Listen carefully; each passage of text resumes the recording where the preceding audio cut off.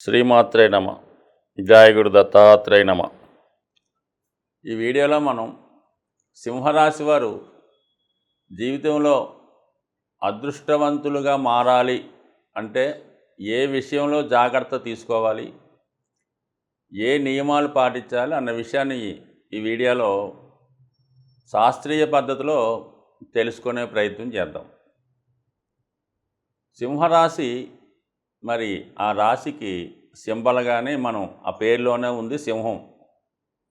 అంటే వీళ్ళు ఏదైనా ఉన్నత స్థాయిలో ఉండాలని, గౌరవప్రదంగా జీవితాన్ని సాగించాలని అనుకుంటూ ఉంటారు. ఎప్పుడూ కూడా మన చెయ్య పైనే ఉండాలి అన్న ధోరణిలో ఎక్కువగా కనబడుతుంటుంది. ఎంత ఇబ్బందుల్లో ఉన్నా, ఎంత కష్టాల్లో ఉన్నా ఎవరి దగ్గర కూడా ఏ విధమైనటువంటి సహాయాన్ని కూడా వీళ్ళు అర్థించరన్నమాట, అడగడం. అంటే కామన్గా వీళ్ళ దగ్గర ఉపయోగం పొందిన వాళ్ళు అనేక మంది ఉండొచ్చు. అయినప్పుడు కూడా వీళ్ళు గతంలో మన దగ్గర ఉపయోగం పొందాడు కదా, మనకి ఇది మనం ఆయనకి చేశాం కదా, ఈ సమయంలో మనం ఇది ఆయన్ని అడగొచ్చు, అయితే వాళ్ళని అడగొచ్చు అనుకుంటారు. కానీ అలాగా వీళ్ళు అడగలేరు అనమాట. అంటే వీళ్ళ జీవితంలో ప్రతిఫలం ఆశించకుండా హెల్ప్ చేస్తూ ఉంటారు. ఈ సింహరాశికి మరి ఇటువంటి ప్రత్యేకమైనటువంటి లక్షణాలు ఉంటాయి. చాలా వరకు వారసత్వంగా వీళ్ళ పెద్దవాళ్ళు పాటించినటువంటి సాంప్రదాయాల్ని, గౌరవాన్ని పాటించడం జరుగుతూ ఉంటుంది. వీళ్ళ దగ్గర ఉన్నా లేకపోయినా ఖచ్చితంగా ఆ పద్ధతులు, ఆ నియమాలు పాటించవలసి ఉంటుంటుంది అన్నమాట. సో అది ఎక్కువగా ఈ రాశి వరకు ఉంటుంది. అయితే వీళ్ళు ఎక్కువగా 10 మందికి ఉపయోగపడాలి, 10 మందికి సేవ చేయాలన్నటువంటి ఉద్దేశంతో ఎక్కువగా ఈ రాజకీయ రంగంలోకి రాణించడం జరుగుతుంటుంది. ఇద్దరి గ్రామంలో ఒక పెద్ద మనిషిగా 10 మందికి ఉపయోగపడే వ్యక్తిగా ఉండాలనే ప్రయత్నం చేస్తూ ఉంటారు. అయితే వీళ్ళకి లౌక్యం అనేది తక్కువగా ఉంటుంది. ఇది కూడా ఉన్నది ఉన్నట్టు యథార్థంగా మాట్లాడటం, ఎంత గొప్ప విషయాన్నైనా సరే మోడం లేకుండా గొప్పగా ఎంత గొప్ప వ్యక్తిని అయినా చెప్పడం జరుగుతుంటుంది. ఆ కారణం వల్ల ఏంటంటే వీళ్ళకి శత్రువులు ఎక్కువగా రావడం జరుగుతుంటుంది.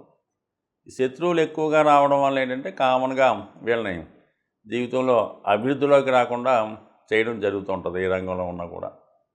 సో అలాగే వీళ్ళు అందరినీ తొందరగా నమ్ముతూ ఉంటారు. వీళ్ళ దగ్గర చేరి ఒక 4 రోజులు వీళ్ళని బాగా పొగిడి వీళ్ళు చేసిన ప్రతి పని సమర్థిస్తుంటే వాడిని సంపూర్ణంగా నమ్ముతూ ఉంటారు. చాలామంది ఈ వ్యాపార సంస్థలు నిర్వహిస్తున్న వాళ్ళు, ఈ సింహరాశిలో ఉన్నవాళ్ళు కామన్గా ఏం చేస్తుంటారంటే ఏదో ఒక వ్యాపార సంస్థ స్థాపించి వాళ్ళ దగ్గర ఉన్నటువంటి ఒక నమ్మకస్తున్నో, లేదంటే ఒక స్నేహితుడినో, లేదంటే ఒక తమ్ముడినో, ఒక బామ్మర్దినో, ఇంకో వరుసకైన వాడినో తెచ్చి అక్కడ పెడుతూ ఉంటారు.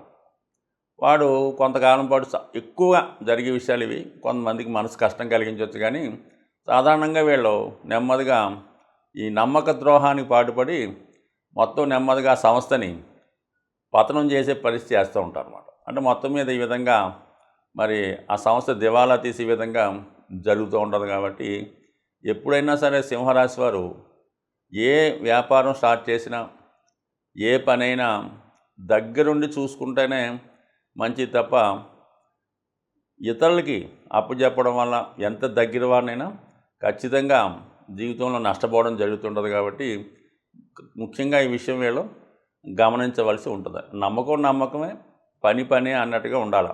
అప్పుడు మాత్రమే మీరు ఒక వ్యాపారస్తుడిగా అవ్వచ్చు, ఒక సంస్థ నిర్వహించే వ్యక్తి కావచ్చు, ఒక స్వతంత్ర వృత్తి అవ్వచ్చు. అప్పుడు మాత్రమే మీరు జీవితంలో పైకి రాగలరు తప్ప ఇతరులను నమ్మడం వల్ల ఖచ్చితంగా మోసపోవడం జరుగుతుంది. కాబట్టి ఈ రాశివారు ఈ విషయంలో మాత్రం చాలా జాగ్రత్తగా వ్యవహరించడం మంచిది. ఇక్కడ వీళ్ళకు కూడా మఖ, పొబ్బ నక్షత్రాలు, ఉత్తరా నక్షత్రాలతో ఈ రాశిలో ఉంటాయి. కాబట్టి వీళ్ళకి కూడా మెయిన్ భాగం అంటే వీళ్ళు మఖా నక్షత్రంలో పుట్టిన, ఇంచుమించుగా పొబ్బలో పుట్టినా కూడా ఎక్కువ భాగం శుక్ర మహాదశ నడుస్తూ ఉంటుంది.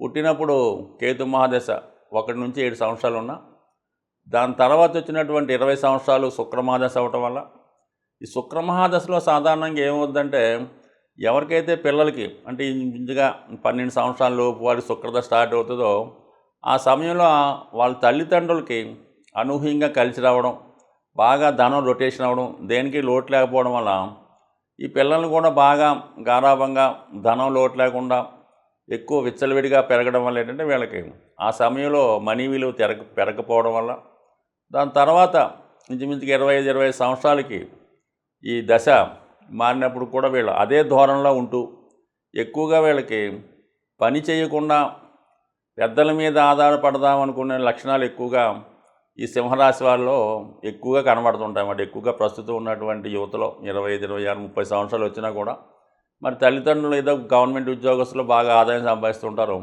వీరు దాన్ని ఖర్చు పెట్టే ప్రయత్నంలోనే ఉంటారు తప్ప ఇంకోటి ఏంటంటే వీళ్ళకి ఈ చిన్నప్పుడు పెరిగినటువంటి వాతావరణం వల్ల ఏంటంటే వీళ్ళు ఒకళ్ళ దగ్గర ఉద్యోగం చేయలేరు, చిన్న చిన్న ఉద్యోగాలు చేయలేరు, పెద్ద ఉద్యోగం వీళ్ళకి రాదు. ఈ కారణం వల్ల ఏంటంటే చాలా కాలం టైం వేస్ట్ చేస్తూ ఆ పెద్ద ఉద్యోగం కోసం ఎదురు చూస్తూ ఉంటారు. ఈలోగా అది పుణ్యకాలం కూడా గడిచిపోవడం జరుగుతూ ఉంటుంది. సో ఈ కారణం వల్ల ఏంటంటే వీళ్ళు చాలా వరకు 35, 36, 40 సంవత్సరాలు వచ్చేదాకా లైఫ్లో సెటిల్ అవ్వలేకపోతుంటారు. కొంతమందికి పెళ్ళై పిల్లలు పుట్టినా కూడా అన్సెటిల్గా ఉన్నవాళ్ళు ఈ సింహరాశిలో ఉంటారు. అదే మరి కొంతమంది బాధ్యతాయుతంగా మరి తొందరగానే మరి 25, 26 సంవత్సరాలకి ఉద్యోగంలో చేరి అంచెలంచెలుగా ఎదిగే వాళ్ళు కూడా జాతకంలో ఎక్కువగా ఉంటారు. అంటే ఎక్కువగా మన అనుభవంలో కానీ మనకు తెలిసింది ఏంటంటే ఈ సింహరాశిలో ఎవరైతే ఉన్నత స్థాయి కుటుంబంలో డబ్బులున్న కుటుంబంలో జన్మించారో వాళ్ళు ఖచ్చితంగా జీవితంలో ఎక్కువ భాగం వేస్ట్ చేసి 40 సంవత్సరాల దాకా 36, 38 దాకా కూడా జీవితాన్ని వేస్ట్ చేసి పెద్దలు ఇచ్చిన ఆస్తిని నెమ్మదిగా సంపూర్ణంగా అది జీరో వచ్చేదాకా కూడా ఖర్చు పెట్టి పాడు చేసి అనొచ్చు, ఖర్చు పెట్టచ్చు అనొచ్చు, ఇంకోటి అనొచ్చు. దాని తర్వాత మరి ఇబ్బందులు పడడం, దాని తర్వాత లైఫ్ విధానం వేరువేరుగా ఉంటుంది, అది జరుగుతూ ఉంటుంది. అదే బాగా చితికిపోయినటువంటి ఏమీ లేని కుటుంబంలో ఈ సింహరాశిలో జన్మించి ఉంటే వాళ్ళు జీవితంలో చాలా కష్టపడి తొందరగానే జీవితంలో పైకొచ్చి వీళ్ళతో పాటు వీళ్ళు ఆ కుటుంబాన్ని కూడా పోషించి ఆ బాధ్యతలు కూడా చేస్తూ ఉంటారు. అంటే అన్నదమ్ముని చదివించడం, అక్క చెల్లెలను చదివించడం, తల్లిదండ్రులను పోషించడం చేస్తూ ఉంటారు. ఈ 2 రకాల వ్యక్తులు కూడా ఈ సింహ రాశి లేదా సింహలగ్నంలో జన్మించిన వాళ్ళు కనబడుతూ ఉంటారు. అంటే ఒకటి బాగా ఉన్న కుటుంబంలో ఉన్నవాళ్ళు మైనస్లోకి వెళ్ళిపోతుంటారు, బాగా లేని కుటుంబంలో పుట్టిన వాళ్ళు బాగా ఉన్న స్థాయికి వస్తూ ఉంటారు. సో ఏదన్నా మరి ఇది ఎక్కువగా జరుగుతుంటుంది. కాబట్టి మరి ఉన్నత స్థాయి కుటుంబంలో సింహరాశిలో పిల్లలు ఉంటే వాళ్ళని ఖచ్చితంగా ఒక క్రమశిక్షణగా మనీ విలువ తెలిసిలాగా పెంచితేనే చాలా అనుకూలంగా ఉండే అవకాశం ఉంది. కాబట్టి ఈ పెద్దలు ఈ విషయాన్ని గమనిస్తారు. అయితే అంత ఖాళీ ఉండదు, అంత ఉన్న స్థాయిలో వీళ్ళు పడుతూ ఉంటారు. కాబట్టి కొద్దిగా శ్రద్ధ పెట్టడం మంచిది. వీళ్ళకి కంపల్సరీగా సూర్యభగవాన్ని ఆరాధించుకోవాలి. ఈ సింహరాశిలో ఎవరైతే పుట్టారో వీళ్ళు ప్రతిరోజు సూర్య నమస్కారం చేసుకోవాలి, సూర్యభగవాన్ని పూజించాలి. వీలైతే ఆదివారం రోజు నియమంగా ఉండే ప్రయత్నం చేయాలి. అది ఏ కమ్యూనిటీలో ఉన్నా కూడా ఆదివారం నియమంగా ఉండడం వల్ల ప్రతి వారానికి వాళ్ళు ఇంప్రూవ్మెంట్ రావడం జరుగుతూ ఉంటుంది. సో వీళ్ళు ఎట్టి పరిస్థితుల్లో కూడా మకర కుంభరాశుల వారితో వివాహం అన్నది 99% చేసుకోకుండా ఉండడమే మంచిది. అది ముఖ్యంగా గమనించాలి. దాని తర్వాత ఏంటంటే వీళ్ళు ఏ పనైనా దగ్గరగా ఉండి చూసుకోవడం మంచిది. వీళ్ళకి అదృష్టాన్ని ఇచ్చే సంఖ్య 1, దాని తర్వాత 9. సో అలాగే వైట్ కలరు, గోల్డెన్ షేడ్స్ కలిసి వస్తాయి.